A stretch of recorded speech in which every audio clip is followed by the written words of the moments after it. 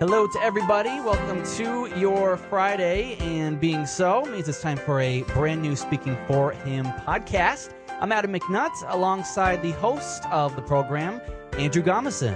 Hello, Adam. It's good to be here again. It's good to have all the listeners out there, and we have very special guests today, a mutual friend that Adam and I both share, Mr. Nick Davidson. Welcome to the show, Nick. Thank you. So we're just going to talk a little bit about what's going on in Nick's life. There's some exciting things. God has done some exciting things. So, Adam, why don't you start us off? Well, Nick, you do something really, really cool. I got to say real quick, you're kind of known as the video guy. So if we say that through the podcast here, that's kind of your nickname.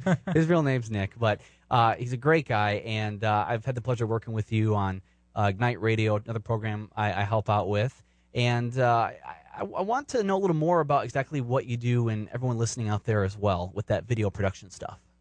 Well, basically, I just got a small production company. We really just kind of got started. We changed gears recently, but what we do is produce video for your YouTube channel, corporations. We can go very large videos or smaller productions, pretty much anything that you need.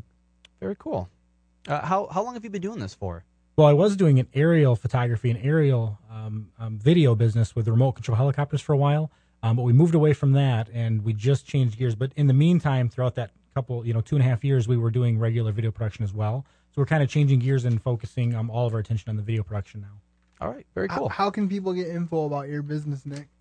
Since the change was pretty recent, the website's not finished right now. So most of my interactions have been on Facebook. So facebook.com/Mitten Productions, just like Mitten, like the state of Michigan, right? Yeah, Mitten. Right. Yeah, there you go. Cool. Mitten Productions. So was that the inspiration because it is in Michigan and that's where you're from? Yeah, 99% of the business we're doing is Michigan-based businesses, and so we, figure it was a easy way to, kind of hone in on that market. Keeping it local, that's kind of a good thing. Yeah, I really like to do that anytime we can. So. Yeah, we've kind of missed a little bit on the local scale for businesses, but I know that small businesses like yourself appreciate it when people keep it local and give you an opportunity to help them. What are some of the services that you have done and that you're willing to do for people? Well, I share space with another really great video cinematographer who owns a company called Cinerific, and he does a lot of higher-end productions, so I go on set with him quite often, and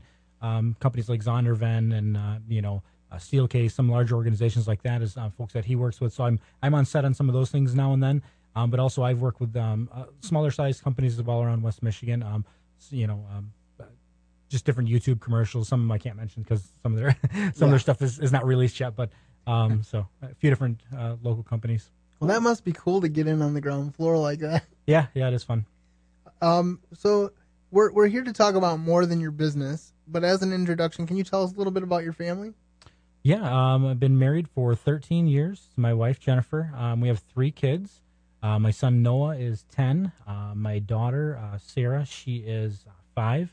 And then I've got another son, Jonathan, who's 3. And one of the reasons why I wanted to have you in the studio today is to tell us a little bit about something that recently happened in Johnny's life and how that impacted your family. And maybe some lessons learned along the way. So could you kind of walk us through that? Yeah, absolutely. Back in April, my son Jonathan was diagnosed with a rare condition called aplastic anemia. The way I describe it to folks is it's very similar to leukemia, but there's no cancer cells. Essentially, his bone marrow just stopped working and shut down. So he did have to go through a bone marrow transplant. We were isolated in a hospital room for the majority of the summer. I think about 2.5 months or so. And thankfully, our daughter, Sarah was an exact bone marrow match. Wow. So we're still in kind of lockdown recovery mode right now. So Johnny kind of stays home most of the time. But we are out of the hospital, and he's recovering slowly but surely. And even though Sarah is family, there's some kind of, it's a little bit of a miracle that happened as well as it did, because that can be a challenge to come up with matches. Can it? Yeah, absolutely. There are a lot of people out there who are looking for a match for bone marrow transplant, and so I encourage anybody to go to websites like bethematch.org and they'll do a little mouth swab through the mail, and then you could be the person to save somebody's life. So I highly encourage anybody to do that, because there are people out there, even in West Michigan now, that are looking for their bone marrow match. So I imagine that if you Google bone marrow donation, you can find the pertinent information. Absolutely, absolutely, and it's much less invasive than people think it is. When I first heard, I didn't know anything about what bone marrow transplants really, what really had to happen. But essentially, they go in through your hip with a needle, and that's how they get the marrow that they need. It's really much less invasive than folks would think. So it's kind of like a shot. You don't need to be. Don't be scared, because it's not that scary. It really isn't. Right. You'll be probably up and moving again the next day with no problem, most likely. So you said Johnny's kind of on lockdown right now. How long is that process supposed to take? Well, they say anywhere from like 8 months to a year on average from the time we get out of the hospital, and we got out in, I think, August. So we got a ways to go yet. Essentially, lockdown for us just means if he goes out, and we're not really supposed to go out in public much, but if we do, he wears a mask. We wash hands like crazy. We can't really go to any family functions and things like that, and stuff. So that's challenging, but How is he responding to that? He's 3, so really thankful of his age base through this, because it's almost like he doesn't know anything different. This is just life for him. It's pretty innocent. Like today before coming down, Jen said, before you go, we got to give him a shot. We have to give him this shot called Neupogen, and we have to give him an injection in his leg, and I know a lot of diabetics have to do that as well, but being a parent and having to give your child an injection like that, it's tough. But he's to the point now where it's just like, he actually tells us, I'll be fine, Mom. I'll be fine. He'll just say it, And he also has a Broviac tube that's installed in his chest right now. And it's basically a line that goes right to the main artery by his heart there. And that's where they pull blood samples, and we have to administer, his IV fluids to him every night with a little IV pump, do that while he's sleeping. And, so that'll be in there for a while yet too, but, it's just become old hat for him. So, well, that's a blessing. What do you think is the biggest lesson that God has taught you through this experience? Just to trust Him, really to let the body of Christ take care of you when you need them to, because we've really, truly, finally seen the church, in my opinion, this past year. We've gone to church for many years now, but to really experience the church and the body of Christ wrap their arms around us and help us and just be there for us. That's been really... Well, the Apostle Paul said it this way. He said, do good unto all men, especially those of the household of faith. And I think that we sometimes miss that. I know, especially with people that want to reach the lost with the gospel. There's nothing wrong with that. I am fully for that, and I hope that if there's anyone lost out there listening, that they would trust Christ today for their salvation with a simple prayer, asking Him to forgive their sins and to give them a new life. I really want them to do that.